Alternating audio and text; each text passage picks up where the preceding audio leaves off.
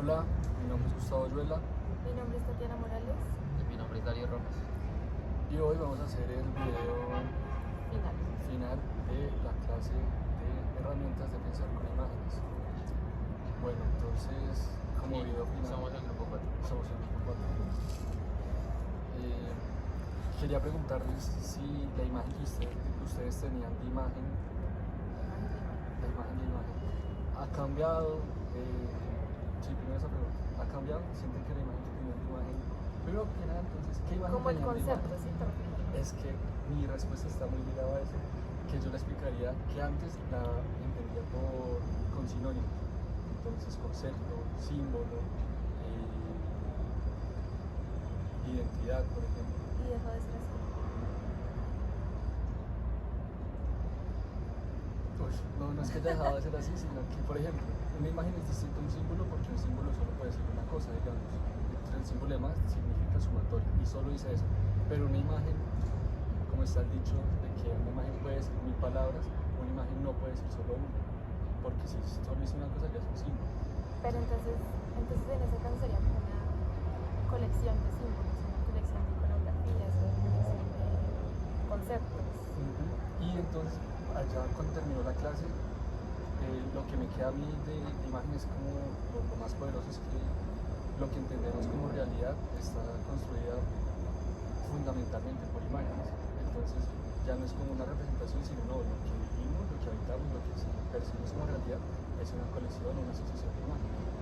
Pero ahorita, ya como hacia el final de la clase, entonces también entendimos que pues, lo que conocemos como realidad no es necesariamente lo que de verdad está pasando en nuestro contexto, sino que de una u otra forma es como una realidad creada.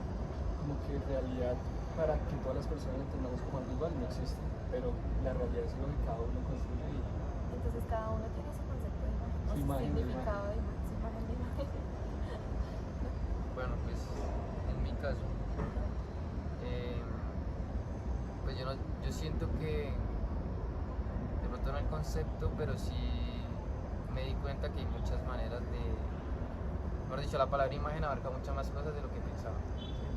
Tal vez eso fue lo que cambió, pues por lo que usted decía, de que una imagen no es solo una fotografía o una pintura, sino pueden ser símbolos, identidades, eso. O sea, yo no lo tenía acá dentro de mi cabeza como que abarcara todo eso. Eso fue lo que cambió, que podría decir que me cambió. yo también de acuerdo con eso. Desde la primera lectura, como que ya separan lo que es fotografía, dibujo de luz a la imagen. ¿Cómo se llamaba la primera lectura? Fue un video en el que es imagen de José Jiménez. De José Jiménez. ¿Arte y pensamiento no era? No, pues era otro. ¿Qué es una imagen? Ah, que es una imagen, sí, acá tengo escrito arte y pensamiento, pero no sé por qué. Pero pues también, digamos, el arte también lo separan de, o bueno, lo relacionan. ¿Cuál era la otra lectura? Era arte y otra cosa, lo que falta, no La recuerdo. lista, si quieres la miramos. De una. Pero no es que haya una separación de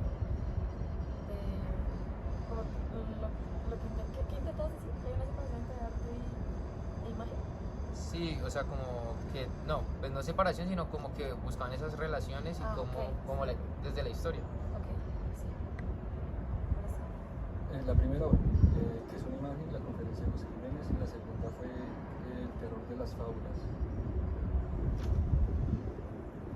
Luego el de la bestia de las Scott, Terror de la chava. tiene el vértigo de las imágenes, que eran la de los muertos, los retratos de los muertos. Yo creo que hasta ahí fue como genealogía de la imagen. Pero era Nació muy la imagen. confuso todo. Sí, Y el video de las postales también, ¿no? ese viene después. Pero pues hasta ahí también. O sea, habían momentos en donde la cosa como que cobraba sentido y luego otra vez como que se volvía a perder. Porque es que yo pienso que ese fue otro aprendizaje, que la imagen es algo que va mutando. La imagen que nosotros tenemos ahora de algo, en unos años, las personas de unos años la van a entender distinto. Entonces, de pronto, las primeras lecturas fueron complicadas porque nos hablaban de un mundo de imágenes antes de la cámara. Porque no lo vivimos. No, exacto, sí. A mí me parece súper chévere eso de que, o sea, pues porque cambió el concepto, a cada uno le cambió el concepto, ¿no? De imagen. Sí. Sí. porque fue también a partir de la historia. Es que uno entiende todo a partir del origen. Digo yo. Para entender bien las cosas toca el del origen. Y así es como uno. Y que lo que entendemos ahorita nosotros por imagen no va a ser lo mismo que van a entender las próximas generaciones. Y pues, como lo que dice Gustavo, va mutando, va cambiando. Entonces, puede que más adelante exista otra palabra, o puede que es. Sí. Pues, o de pronto otra manera de representar lo que es imagen, ¿no? Sí. También, de pronto más adelante va a ser más fácil compartir las imágenes. Es que es eso, como ahorita nosotros digamos que vivimos como en ese limbo entre realidad y virtualidad y se nos convierte ahí en una mezcla toda rara de ambas cosas, pero puede que en un futuro ya encuentre un solo rumbo. Sí, sí, ¿qué tal eso? Ya las siguientes lecturas hablaban de eso, ¿no? De lo digital, la Una reproducción en masa. globalización. Ajá. Como ya es como se empezó a transformar el concepto de imagen después de la Segunda Guerra Mundial y de la revolución industrial, que ya pues llegó la cámara, llegó, empezó a cambiar, y cuando ya se masificó la imagen, como se organizó, ya fueron las últimas lecturas, la sociedad del espectáculo, lo que decía también, incluso la charla y la lectura de Pablo, también toca mucho como eso, como las sensibilidades que tiene la realidad a ser creada por las imágenes. Y lo de Rossi fue como un ejemplo del poder de las imágenes, digamos, cómo está el mundo y uno puede como encapsularlo, congelarlo con una postal. ¿Cuáles fueron sus? Pero que igual volvemos siempre a la misma conclusión de todos los videos. Es que todos un arte. Un arte mata a otro arte. Ajá. Cierto, es que no es cierto, sí. Eso fue un gran aprendizaje. Cuando nace un nuevo arte, muere. ¿Cómo era? Sí, era así. Cuando nace un nuevo arte, muere. No, Sí, toca muere la temporada, toca repetir la temporada. Creo que va a ser el video. ¿Ustedes se acuerdan del video que había puesto Fabio? Que lo quitó al otro día y lo cambió.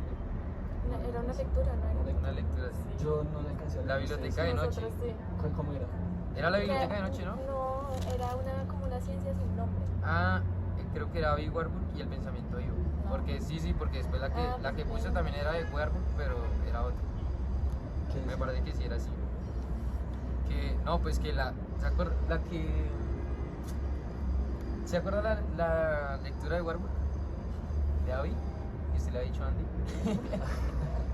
Ah, ya me acuerdo. Sí, esa que nosotros dijimos que esa estuvo muy difícil de entender, que llegamos como casi que en blanco. A mí me pareció mucho mejor la anterior, Pero la que cambió. Ah, ¿de qué trataba? Nunca lo leí. Eso de la disciplina innombrada, que se refería a un campo de estudio que es existente y relevante, pero no ha sido formado, definido, Disciplina. formalmente definido. Disciplina. Disciplina innombrada. Y pues creo que eso más o menos también lo tocaba en la otra lectura de Warburg, pero en esta, lo que yo creo, o lo que me acuerdo era que no la nombraba porque, o sea, como que abarcaba tantas cosas que no le consiguió como un nombre. Eso fue lo que yo entendí. Pero ustedes, bueno, en el caso de ustedes, ¿cuál es la lectura que más les llamó la atención o que les gustó? Yo creo que Sociedad del Espectáculo del Video, porque lo que decíamos ahora, las lecturas de antes eran como difíciles de leer, como parecía que era escrita por gente que no compartía la realidad, pero ya cuando con eso fue como, oigan, es que efectivamente hubo un cambio muy brusco, un cambio muy fuerte y la manera en que lo que consideramos normal, real, antes no era así, lo real es algo que muta. Yo lo que Yo creo que la mía fue justamente la de Abby Warburg, pero creo que sí era la de la biblioteca de noche, en donde explicaba cómo él organizaba su biblioteca. Y entonces para mí todo cobró sentido cuando él decía como que al final del día como que cada uno tiene su propia interpretación de la realidad basado en la manera en la que uno se da, o sea, en sus propias experiencias, en su memoria, en su pasado, de dónde viene, su historia personal. Y siento que tiene mucho sentido y por eso todos, o sea, vivimos como en el mismo contexto, pero igual tenemos distintas realidades y distintas maneras de entender lo que nos rodea y de relacionarnos con lo que nos rodea. Y es precisamente por eso, porque cada uno tiene su propia biblioteca súper personal y tiene su forma de organizar sus pensamientos de acuerdo a su cronología. Uno piensa que uno obvia de que no todos somos iguales, pero llegan ese tipo de lecturas y uno como que le recuerda lo obvio. Y como que uno, Ajá, sí. O ahorita una de las últimas reflexiones, como que nosotros nos consideramos una comunidad, pero en realidad somos una sumatoria de individuos. y que no es lo mismo. Y no es lo Eso mismo. está diciendo. Y pero nosotros juramos que vivimos en comunidad, pero son muchas, entonces son pocas cosas las que tenemos en común realmente. Estamos acostumbrados a que cada quien tiene su forma de pensar, pero entonces como vivimos todos en el mismo metro cuadrado, entonces somos una comunidad, pero no es verdad. Estamos muy desconectados los unos de los otros a pesar de que, irónicamente, estamos tan conectados. Como decir imagen e identidad, pensar que son sinónimos, no son sinónimos como tampoco decir comunidad y sociedad. Vivimos en una sociedad Sí. que es distinta A una comunidad. También, Sí, de acuerdo. A mí me pareció también súper interesante esa la de la biblioteca de noche. Lo que decían de que a veces uno cree que lo obvio es muy obvio, pero no, pues, o sea, se lo explican y cae en cuenta y dice, ¿no? Pero, o sea, lo que más me pareció interesante es que hacían esa analogía con la biblioteca física y la biblioteca, cada uno de la cabeza. Y que pues cada uno, digamos, al resolver un problema, cada uno lo hace de diferentes maneras, ¿no? Entonces es algo como en diferentes espacios, es lo mismo como la biblioteca, uno tiene organizado las cosas acá. No sé, eso me pareció súper interesante. Hubo un momento de una lectura, yo ya no sé cuál, en donde, o en una de las clases de Fabio, una de las clases de Fabio, no me acuerdo, pero decían que como que escribir, poner las cosas, o materializarlas en cuanto a pensamiento físico, escribirlas, dejaba de lado la memoria, dejaba de ejercitar la memoria y uno se volvía como perezoso. Y yo tengo mucho conflicto con eso. ¿Por qué? Porque yo sí soy de las personas que anota lo que tiene que hacer para no olvidarlo. Entonces en ese sentido sí como que libero un poquito mi memoria y la relajo un poquito porque sé que ahí está anotado y cuando necesite vuelvo y miro. Pero también soy de las personas que si necesito estudiar algo y necesito acordarme de algo, tengo que anotarlo y tengo que escribir.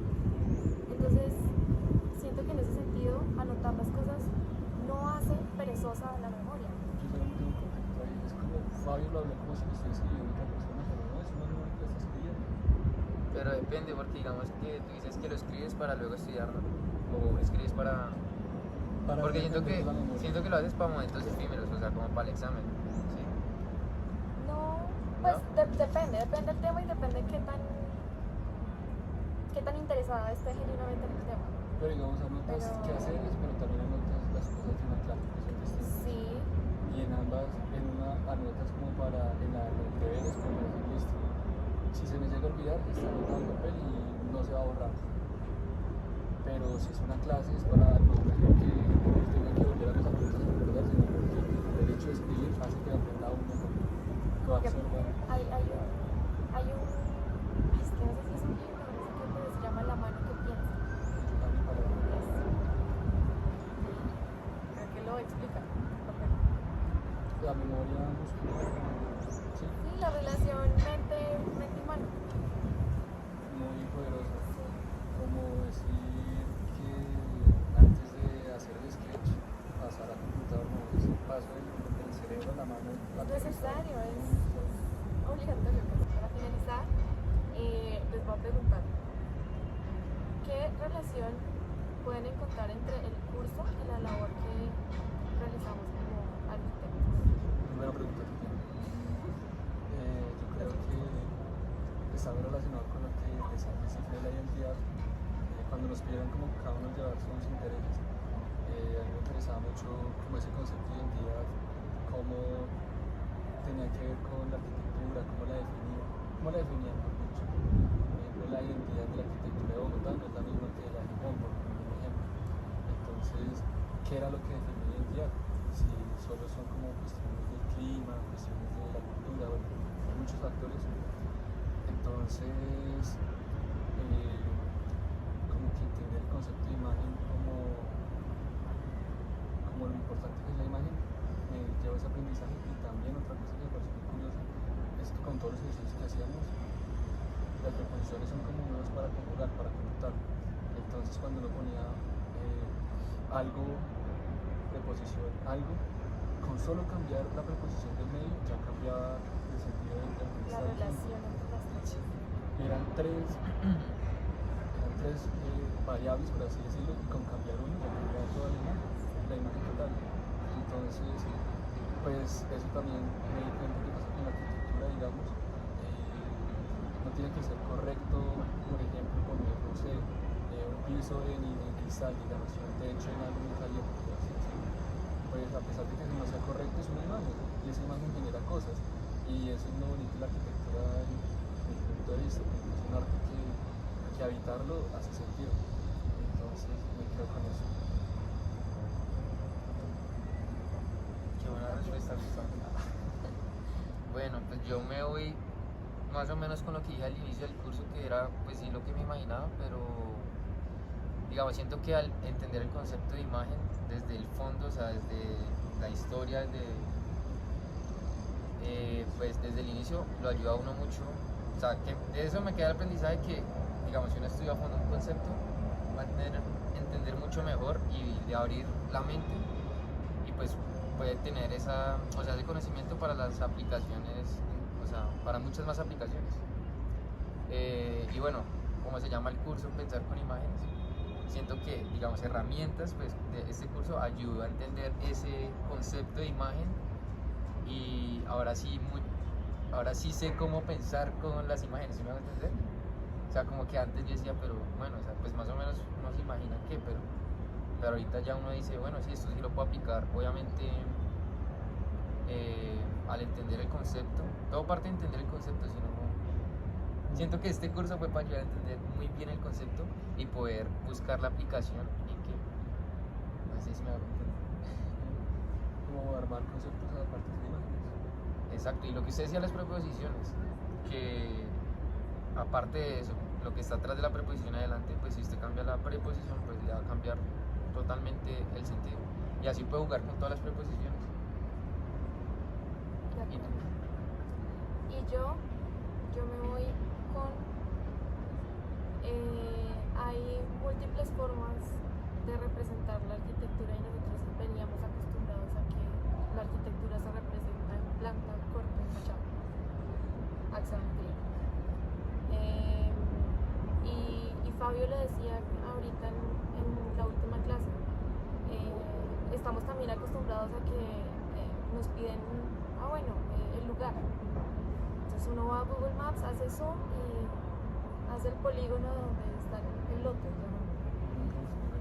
Y esa no es una manera de representar un lugar. Como tú decías, cada lugar, cada arquitectura tiene una identidad. Y yo poniéndole el polígono a una screenshot, a un pantallazo de Google Maps, no voy a representar absolutamente nada. Entonces siento que me voy como con un poquito más de sensibilidad para representar, a la hora de referirme a un lugar, a la hora de referirme